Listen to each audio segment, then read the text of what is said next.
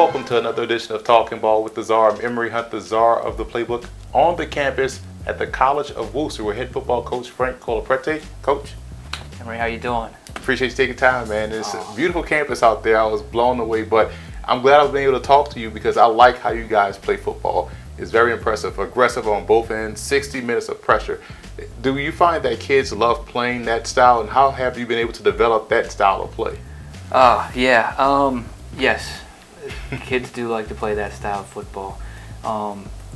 At least the kids we recruit, and that's how we recruit them. We're an attacking style offense, attacking style defense, and attacking style special teams. So like you said, 60 minutes, we're aggressive, we're fast, physical, relentless. That's kind of our philosophy, our motto, and our creed. So we coach that way. We attack on offense, we attack on defense, and even special teams. We've been known to do a lot of fakes and different things throughout each season in the games.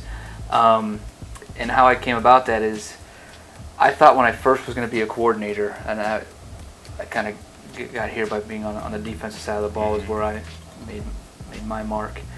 And when I first started coordinating, I thought I'd be a very conservative play caller, but I've always taught that we need to attack. As whenever position I coached, D-line, linebacker, secondary, I always taught attack, put the pressure on them.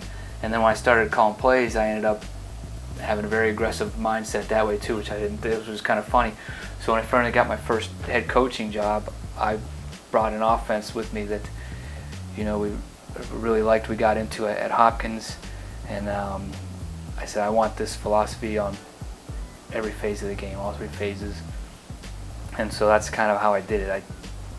I taught aggressive style, and then once I started coaching, I coached for whatever reason. I gambled a little more than probably I should.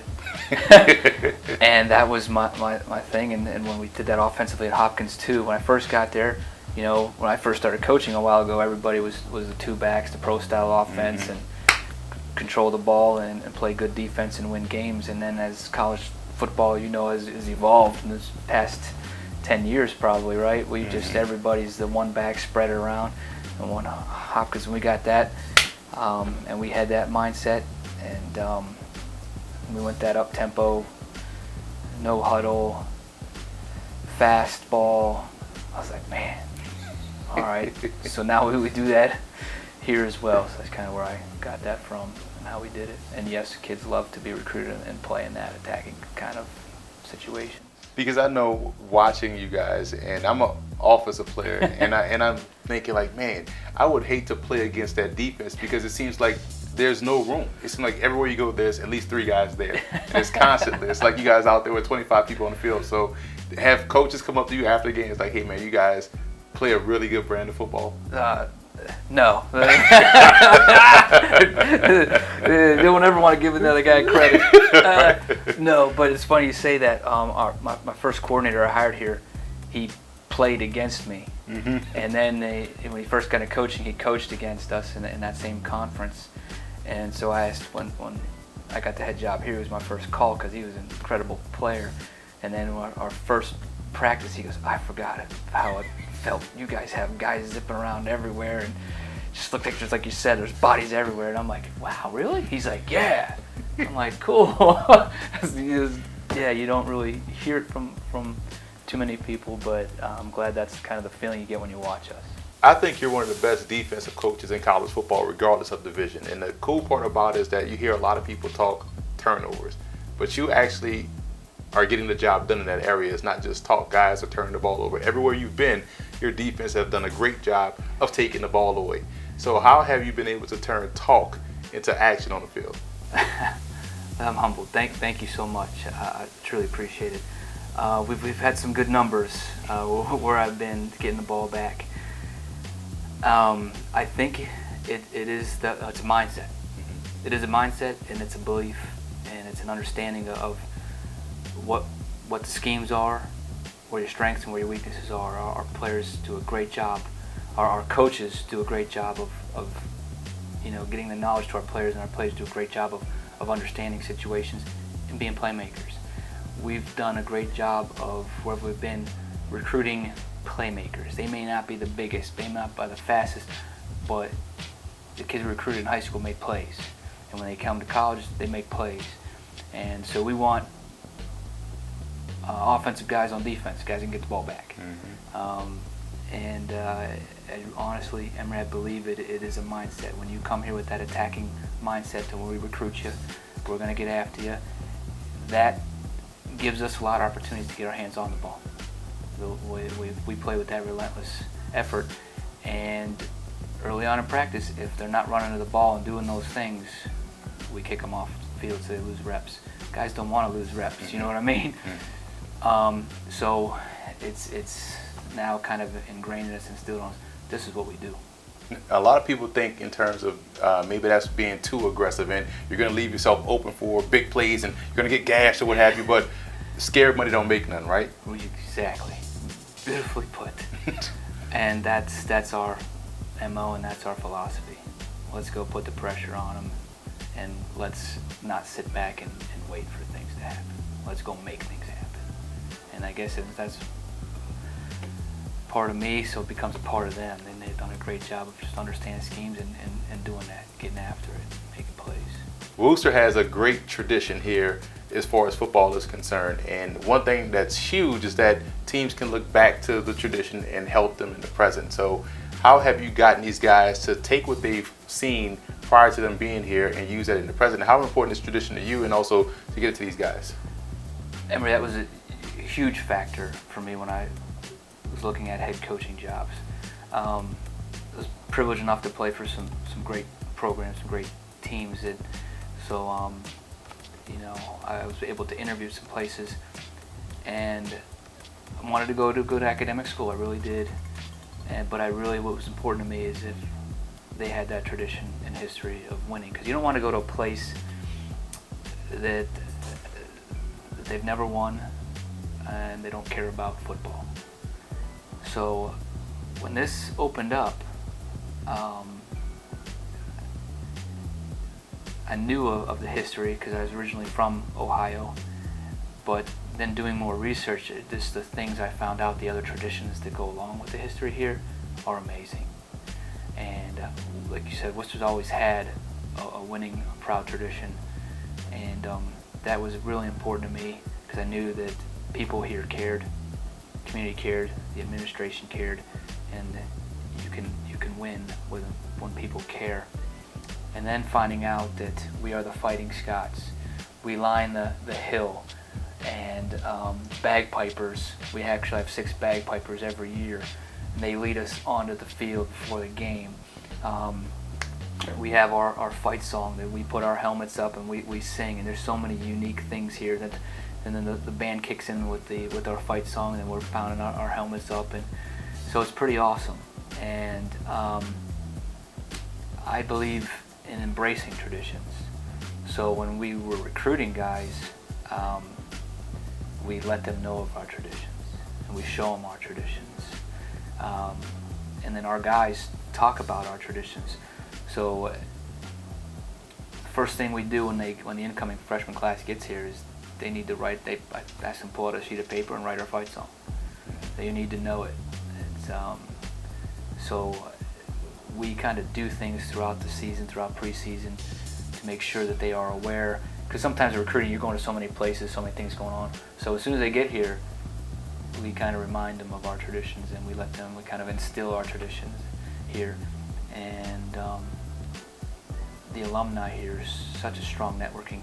We have guys here throughout the years, and I just let them, they're on the field with us, or they're in the locker room with us day before the game, and they talk and let them know about things that are going on, read them the emails we get throughout the season, and read those to the guys so that it's an ongoing, it's a living process. So that's kind of how we keep the traditions alive, and then we got to make our own.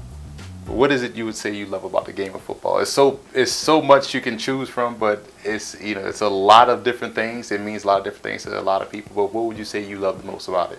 What do I love the most about it? The competitiveness. Football, growing up, I played all the sports. In high school, played 3 sports. And went on to college, And when I first started getting into, realized I wanted to be a coach, I realized I wanted to coach football over the other sports. And it's because of the uniqueness of it.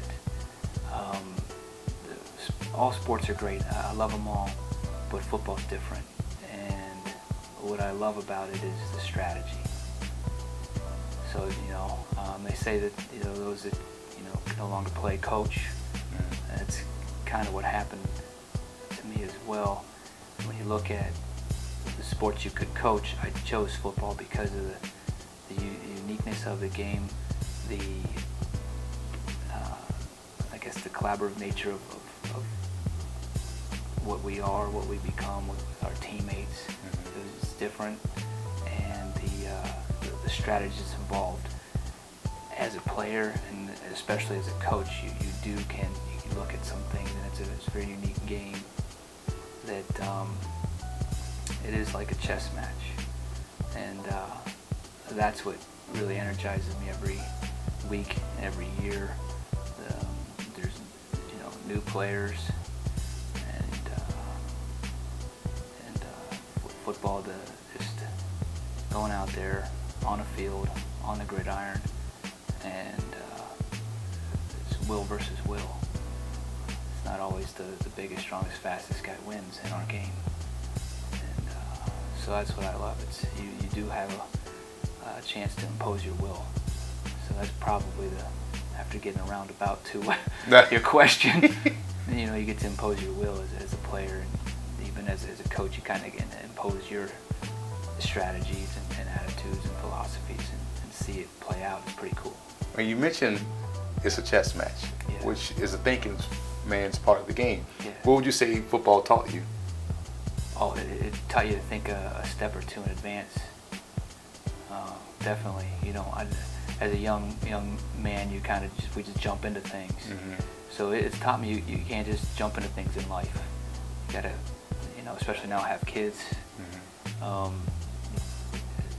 It's kind of take things in, think about it, and do it. But about the sport, you gotta with football, it is a chess match, but you gotta be able to react to it too. And same with life, when things happen, you gotta be able to react to it.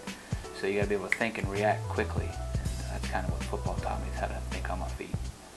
Coach, we remember a time when there was probably only 6 schools we saw on TV. We knew about another 3 out west because we saw them on TV. But now I feel like the world has become smaller because of the internet. Kids have a ton of options, and kids are making smarter choices now because they're more exposed to different schools. So why would a student athlete choose Wooster? That's a great question, and we've done a nice job. We are in Northeast Ohio here, but yet you look at our roster, we're from over 19 different states every year. So there's a lot of guys outside of Ohio choosing us. And why are they choosing us? Honestly, because they know how I feel about them. They're gonna get my honest, they're gonna get the best out of me for them. People talk about getting them to reach their full potential, this and that. Well, the whole reason I got into coaching was to be a mentor. And then as you look at the places I've coached, that's never wavered. And then choosing the College of Wooster, that's never wavered. So they would choose to come here because, like you said, there's a lot of great options. There's a lot of great people, but they know that the door is always open. They're going to get an honest answer, and that I'm here for them, and as a person, not just a player. And the good part about it is that I don't have to coach against you guys. I don't have to play against you guys. I don't have to see that defense or that offense. But I'm so glad that other teams are finding out what it's like to play and coach against you and your Scott. So we wish you the best of luck this season and moving forward, Coach. Thank you, man. Thank you so much. It's great having you here. I appreciate it. Glad to be here.